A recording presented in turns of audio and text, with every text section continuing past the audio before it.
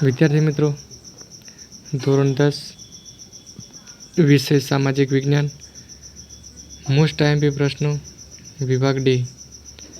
તો પ્રત્યેકના 4 ગુણ રહેશે વિદ્યાર્થી મિત્રો. તો પ્રશ્ન જોઈશું, 42મો પ્રશ્ન જોઈશું, નવીનીકરણ અને અનવીનીકરણ વચ્ચે તફાવત જણાવો. પ્રશ્ન નંબર 43 જોઈશું, પારિભાષિક શબ્દોનો અર્થ સમજાવો. 1. નાણાકીય નીતિ. 2.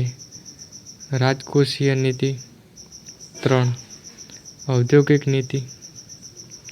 પ્રશ્ન નંબર 44 જોઈશું, ફરિયાદ કોણ કરી શકે તથા ફરિયાદમાં સમાવિષ્ટ વિગતો વર્ણવો.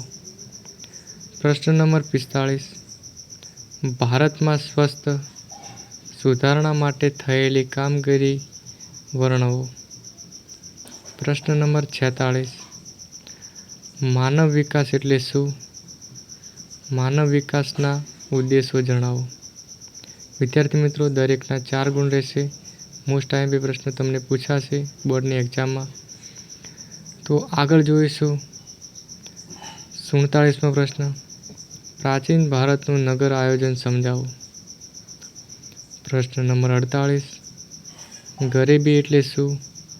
ગરીબી રેખા હેઠળ જીવતા લોકોના લક્ષણો જણાવો. પ્રશ્ન નંબર 49, મનરેગા કાર્યક્રમની ટૂંક નોંધ લખો. પ્રશ્ન નંબર 50, માહિતી અધિકાર અધિનિયમ વિશે નોંધ લખો. પ્રશ્ન નંબર 51, અભિયમ યોજના શું છે?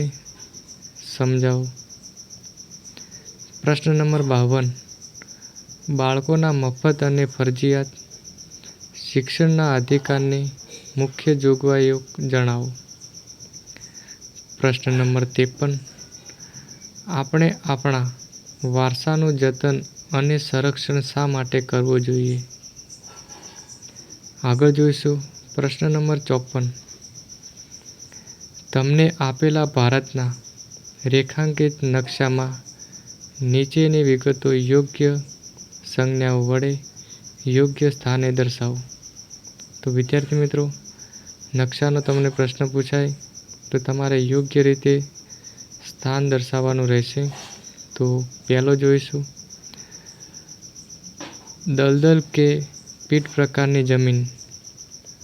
2 જોઈશું, નળ સરોવર. 3, દામોદર ખીણ યોજના. અને 4, દિલ્હી અને મુંબઈને જોડતો રાષ્ટ્રીય ધોરીમાર્ગ 1 અટક સ્થાન.